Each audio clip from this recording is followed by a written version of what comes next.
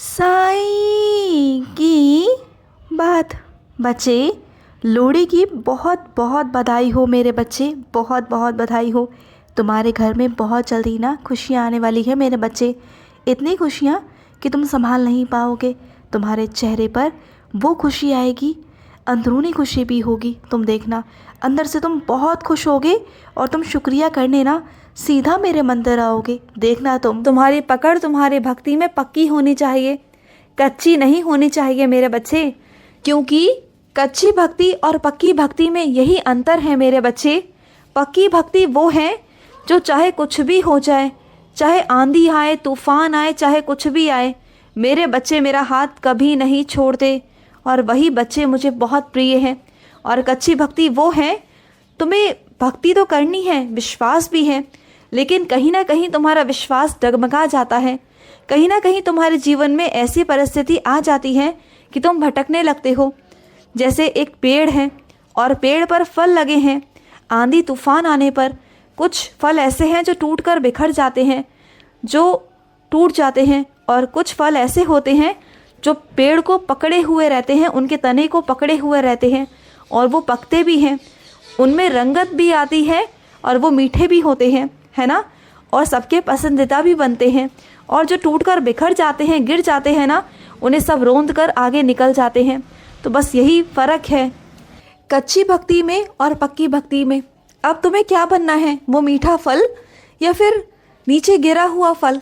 तुम्हें खुद चुनना है कि तुम्हें बनना क्या है। तुम्हारा चुनाव ही महत्वपूर्ण है, तुम्हारे विचार ही महत्वपूर्ण हैं। जो तुम्हारे विचार होंगे ना, उसी के सहारे, उसी के बदले तुम आगे बढ़ोगे ज़िंदगी में। समझ रहे हो मेरी बात को कि मैं तुम्हें क्या समझाने की कोशिश कर रहा हूँ? समझो मेरी बात को और सुनो। मैं अपने कुछ बच्चों से कहना चाहता हूँ, क्यों चिंता करते हो तुम मेरे होते हुए? अगर तुम्हारे बच्चों का विवाह नहीं हो पा रहा तो इसका मतलब ये तो नहीं ना कि अभी हो नहीं पाएगा। अभी ये मतलब है कि अभी समय नहीं है, जब सही समय आएगा तो हो जाएगा। अरे मत चिंता करो, जिम्मेदारी तुम्हारी है संसारिक माता पिता होने के नाते। लेकिन मैं भी तो कुछ ना कुछ हूँ ना, मैं भी तो माता पिता हूँ ना, मैं भी तुम्हारा पिता हूँ, माँ हूँ ना, तो मेरी भी जिम्मेदारी है। मुझ पर छोड़ दो ना, क्यों चिंता करते हो तुम? मुझ पर तो पूरे संसार की जिम्मेदारी है। क्यों चिंता करते हो तुम मेरे होते हुए? तुम्हें चिंता करने की आवश्यकता नहीं है मेरे बच्चे, बिल्कुल नहीं है। और सुनो, तुम्हारे घर में अगर मेरा स्वरूप नहीं है, मेरी मूर्ति नहीं है, तो तुम चिंता क्यों करते हो मेरे बच्चे? अगर तुम्हारे पास तस्वीर भी है ना, तो तुम वहाँ भी अगर मेरा दीपक जलाओगे, मेरे नाम से दीपक जलाओगे, तब भी मुझे स्वीकार है। और मैं उन बच्चों से भी कहना चाहता हूँ जिनके पास में तस्वीर भी नहीं है, कुछ भी नहीं है, तो तुम्हारे मन में तो मैं बसता हूँ ना, तुम्हारी आत्मा में मैं बसता हूँ, तुम्हारी आत्मा में मैं हूँ, तुम्हारे अंदर मैं हूँ। अरे मुझे आंखें बंद कर कर देखो, मैं तुम्हें दर्शन दूंगा, और उसी मन से तुम मेरे आगे दिया जलाओ, मेरे नाम से दिया जलाओ। देखो तुम्हारे काम कैसे साकार नहीं होंगे, सब होंगे। मुझे मालूम है कि तुम्हारे घर परिवार में कुछ लोग हैं जो मुझसे नफरत करते हैं, जिनकी वजह से तुम अपने घर में मूर्ति नहीं स्थापित कर सकते हो। मुझे मालूम है, इसमें तुम्हारी कोई गलती नहीं। अरे वो बच्चे मूर्ख हैं जो मुझे समझ नहीं पा रहे, जो ईश्वर को समझ नहीं पा रहे, जो आज भी भेदभाव में लगे हुए हैं। तो जाने दो उन्हें, उन्हें मैं भी समझाना नहीं चाहता। जब उन्हें ठोकर लगेगी ना, तो वो अपने आप समझ जाएंगे। लेकिन तुम बिल्कुल परेशान मत हो मेरे बच्चे, बिल्कुल परेशान मत हो। तुम मेरे नाम से दिया जलाओ, मुझे स्वीकार है तुम्हारा वो दिया, तुम्हारा वो प्यार, तुम्हारा वो विश्वास, तुम्हारी वो श्रद्धा, मुझे स्वीकार है मेरे बच्चे, मुझे स्वीकार है। और सुनो, जो तुमने मुझे गाजर का हलवा बनाकर खिलाया ना, मेरी बच्ची ने मुझे गाजर का हलवा बनाकर खिलाया, मुझे बहुत अच्छा लगा मेरी बच्ची, मुझे बहुत अच्छा लगा। बहुत स्वादिष्ट था वो, बहुत स्वादिष्ट, मुझे अच्छा लगा, बहुत अच्छा लगा।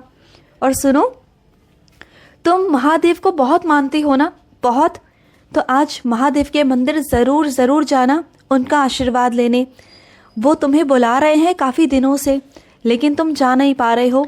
लेकिन आज तुम ज़रूर जाना, क्योंकि आने वाले समय में ना कोई तुम्हारा काम ऐसा है जो अटकेगा, लेकिन उनके आशीर्वाद से वो काम तुम्हारा हो जाएगा, बिल्कुल हो जाएगा। उनका आशीर्वाद लेने ज़रूर तुम्हें जाना है आज, ठीक है? अपने सारे कामों को आगे पीछे कर कर देखो और अपना समय निकालो महादेव के साथ, ठीक है। उनसे जाकर बातचीत करके आओ। तुम्हारे महादेव तो तुम्हारे मित्र हैं ना, तो महादेव के पास जाओ, वो तुम्हें बुला रहे हैं, तुम उनके प्रिय भक्त हो, समझ रहे हो ना। और सुनो, तुम मेरे वस्त्रों को देखकर हाँ ना का जवाब पूछने की कोशिश करते हो, मेरे वस्त्रों के रंग देखते हो तुम, शिरडी की आरती लगाते हो तुम, है ना, और मन ही मन कहते हो बाबा आप आज इस रंग के वस्त्र पहन के आओगे तो मैं हाँ या ना समझूंगा, करते हो ना ऐसा। और कभी कभी तुम्हारे मुताबिक मैं वस्त्र नहीं भी पहनता तो तुम्हें लगता है कि मैं ना का जवाब दे रहा हूँ। तो सुनो मेरी बात, बिल्कुल सही सोचते हो तुम। मैं अगर किसी चीज़ के लिए मना कर रहा हूँ ना तो कर रहा हूँ, अगर किसी चीज़ के लिए हाँ कर रहा हूँ तो हाँ कर रहा हूँ। मैं अपने बच्चों के सवालों के जवाब देता हूँ। तुम जिस तरीके से, जिस भाषा में, जिन इशारों में मुझसे पूछोगे मैं तुम्हें जवाब दूंगा मेरे बच्चे। चाहे तुम मुझे लिखकर पूछो या बोलकर या अंदर मन से या कैसे भी मुझसे सवाल पूछोगे मैं तुम्हें जवाब दूंगा। और सुनो मेरे बच्चे, तुम्हारे पास ना एक तोहफा आएगा, वो तोहफा मैं ही तुम्हारे लिए भेज रहा हूँ किसी और के माध्यम से। उस तोहफे को तुम संभाल कर रखना, क्योंकि वो जो तोहफा है ना वो तुम्हारे लिए बहुत बहुत बहुत कीमती होने वाला है। सिर्फ पैसों से नहीं, मन से, दिल से, किसी के भाव से वो जुड़ा हुआ है। उस तोहफे को तुम्हें संभाल के रखना होगा, हमेशा हमेशा संभाल के रखोगे ना उस तोहफे को, वो तुम्हें बहुत पसंद आएगा। तुम देखना, तुम बहुत खुश हो जाओगे उस तोहफे को पाकर, और वो तोहफा तुम्हें एक आध दिन के अंदर ही अंदर मिल जाएगा। तुम बहुत बहुत खुश हो जाओगे मेरे बच्चे। और सुनो, मेरी पूजा करने का कोई तरीका नहीं मेरे बच्चे, हर किसी से विधि मत पूछो। तुम्हें जैसा अच्छा लगता है, तुम्हारे जैसे मन को भाता है, तुम वैसे मेरी पूजा करो। मुझे हर तरीके से तुम्हारी पूजा स्वीकार है, और समय का भी कोई चक्कर नहीं मेरे बच्चे। मुझे मालूम है कि ठंड बहुत है और तुम्हारे शरीर से ठंड में काम नहीं होता। तुम उठते भी बहुत देरी से हो, क्योंकि तुम ठंड में काम नहीं कर पाते, तुम्हारा शरीर जकड़ा हुआ रहता है, मुझे मालूम है। पूजा भी तुम बहुत देरी से कर पाते हो, और तुम्हारे मन में हमेशा ये रहता है कि भगवान कहीं मुझसे गुस्सा तो नहीं हो गए, कहीं साईं मुझसे नाराज़ तो नहीं हो गए। अरे नहीं पगले, मैं कभी नाराज़ नहीं होता। तुम अगर देर रात को भी मेरी पूजा करोगे ना तब भी मुझे स्वीकार है, अगर भरी दोपहर में भी करोगे तब भी मुझे स्वीकार है, अगर सुबह करोगे तब भी स्वीकार है। तुम जब करो मुझे स्वीकार है, कोई बात नहीं। मैं सब जानता हूँ, मैं सब जानी जान हूँ, मैं सब जानता हूँ, मैं ब्रह्मांड नायक हूँ। मुझसे ऐसा क्या है जो छुपा है? मुझसे कुछ भी नहीं छुपा। और सुनो, तुमने मुझसे दर्शन मांगे थे ना, तो मैं तुम्हारे घर में दर्शन दे चुका हूँ मेरे बच्चे। तुम्हारे घर की कोई एक दीवार ऐसी है जहाँ पर मेरा छाप है, मेरी तस्वीर छप चुकी है। देखो मुझे, मैं वहीं हूँ तुम्हारे घर में, और मैं तुम्हें दर्शन दे चुका हूँ। बस तुम मुझे ढूंढ नहीं पाए, ढूंढो, तुम्हारी आंखें ढूंढेंगी तो मैं दिख जाऊँगा तुम्हें। मन से देखो, अपने बाबा को पुकार के देखो, मैं तुम्हें सामने दिख जाऊँगा मेरे बच्चे। मैं तुम्हारे ही सामने हूँ, तुम्हारे घर में हूँ, विराजित हूँ। जो भी चाहो, जो भी कुछ मांगना चाहो, जो भी कुछ कहना चाहो कह दो, मांग लो। आज ना तुम्हारा साईं बहुत बहुत खुश है, बहुत खुश हूँ मैं। और सुनो, तुमने मुझसे कहा था कि मैं व्रत रखना चाहता हूँ, तो खुशी खुशी रखो, मुझे व्रत रखने से कोई आपत्ति नहीं, लेकिन भूखा नहीं रहना मेरे बच्चे। कुछ ना कुछ फलहार लेते रहना है, कुछ ना कुछ खाते रहना है। देखो, व्रत का मतलब गलत मत समझना तुम। व्रत का मतलब है कि वो पूरा दिन तुमने मुझे समर्पित कर दिया। उस दिन ना तुम झूठ बोलोगे, ना किसी के साथ कुछ गलत करोगे। वैसे तो ये सब चीज़ें कभी भी नहीं करनी चाहिए, लेकिन अगर तुम मुझे समर्पित करते हो तो ये सब चीज़ें उस दिन तो कम से कम मत करो।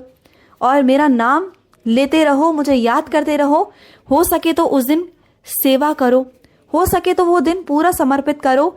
साईं सा चरित्र जी पढ़ो, मेरे 11 वचन पढ़ो, जितना हो सकता है तुम मुझसे जुड़ने की कोशिश करो। वो है व्रत मेरे बच्चे। व्रत का मतलब भूखा रहना नहीं, व्रत का मतलब है मेरी सेवा करना, मुझे अपने आप को समर्पित कर देना एक दिन के लिए। और वैसे अगर तुम ऐसा करोगे ना तो धीरे धीरे तुम्हारी आदत में आएगा। 1 से 2 दिन, 2 से 3 दिन, और धीरे धीरे तुम ऐसे ही बन जाओगे जो मैं चाहता हूँ तुम्हें बनाना। समझे? खुश रहो। आज का साई संदेश समाप्त हुआ।